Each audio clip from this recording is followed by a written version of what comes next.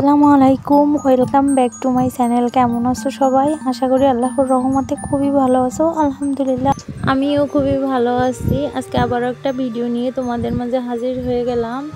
আর এটা গরুর মাংস যে তেল আছে ওটা দিয়েই, গরুর গোশের যে অয়েলটা আছে ওটা দিয়ে আমি খিচুড়ি রান্না করে নেব আর অতি সহজে তোমাদের সাথে শেয়ার করব। যদি ভালো লাগে প্লিজ আমার ভিডিওটা একটা লাইক দিয়ে দেখা শুরু করবে বন্ধুরা। আর নতুন কোনো বন্ধু যদি আমার চ্যানেলে ভিজিট করো তাহলে প্লিজ চ্যানেলটা সাবস্ক্রাইব করে আমার চ্যানেলের পাশে থাকবে। এখানে দেখো আতপ চাল নিয়ে নিয়েছি আমি পরিমাণ মতো, আর সাথে নিয়ে নিয়েছি এই যে মুগের ডাল।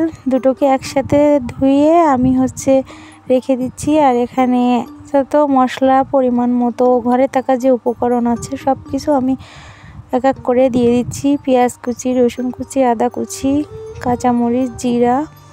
আর এখানে যেহেতু চাট মশলা ব্যবহার করব তার জন্য বাটা কোনো মশলা ইউজ করব না, আমি সব কিছুই এভাবে করে যেন রান্না করব। একটা খুবই টেস্টি মজাদার খাবার হতে চলেছে, আর তোমরাও বাসায় ট্রাই করে দেখতে পারো।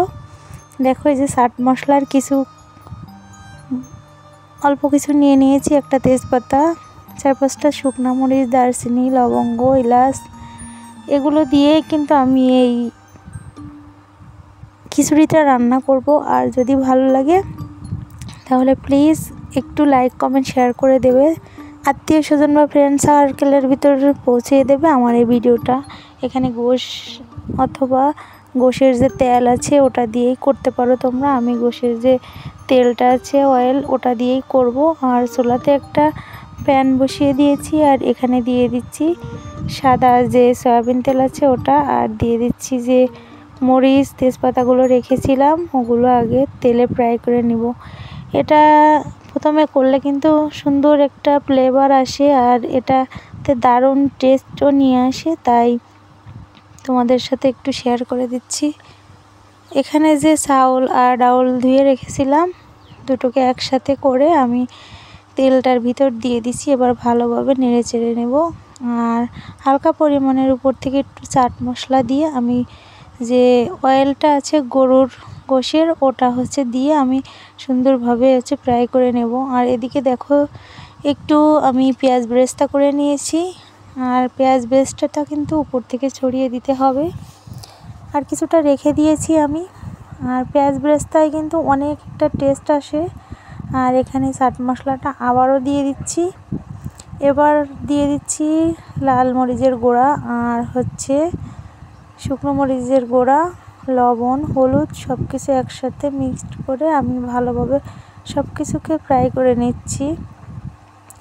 এবার দিয়ে দিয়েছি সেই কুচি করা সমস্ত যে উপাদানগুলো রেখেছিলাম সব কিছু একসাথে দিয়ে আমি ভালোভাবে নেড়ে নিয়ে আমি ফ্রাই করে নিয়েছি। এবার পানি দিয়ে দিয়েছি, আর হিসাব করে পানিটা দিতে হবে যতটুকু পরিমাণ তোমার আর কি দরকার ততটুকু পরিমাণ দিতে হবে। এক একজনের এক এক রকমের, কেউ যদি ডাউলটা বেশি ভাজি করে তাহলে একটু পানিটা বেশি দিতে হবে, আর যদি কেউ কম ভাজি করে তাতে কম মাপ মতো পানি দিতে হবে। এই যে কুক করে নিয়েছি, আর দেখো কত সুন্দর একটা ঘ্রাণ এসেছে আর কত সুন্দর যে বোঝাবার মতো নয়।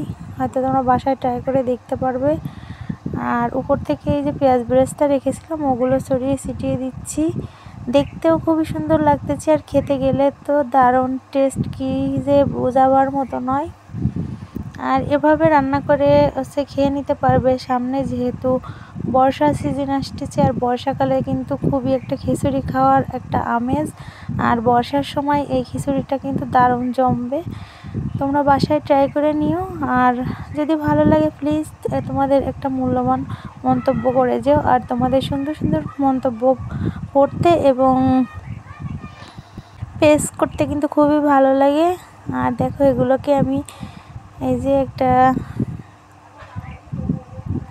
মিক্সিং বলে যেন পরিবেশন করার জন্য নিয়ে নিয়েছি। একটা পেঁয়াজ, একটা ডেকোরেশন করার জন্য একটা পাতা দিয়ে দিয়েছি। আর এখানে কিন্তু আমি নিয়ে নেব এখন সস। দেখো এই সসটা কিন্তু এভাবে করে দিয়ে সাজিয়ে ডেকোরেশন করে নিলে কিন্তু খুবই একটা লুক আসবে। আর সত্যি যে জিনিসটা দেখতে ভালো সেই জিনিসটা খেতেও কিন্তু দারুণ হয়। আর আমার আজকের ভিডিওটা কেমন হলো প্লিজ সবাই একটা কমেন্ট করে যাবে। আজ এ পর্যন্তই, দেখা হবে নেক্সট কোনো আরেকটা ভিডিও নিয়ে। ততক্ষণ আমাকে আরও উৎসাহ করার জন্য লাইক কমেন্ট শেয়ার করো বন্ধুরা। দেখা হবে পরবর্তীতে। টাটা, আল্লাহ হাফেজ।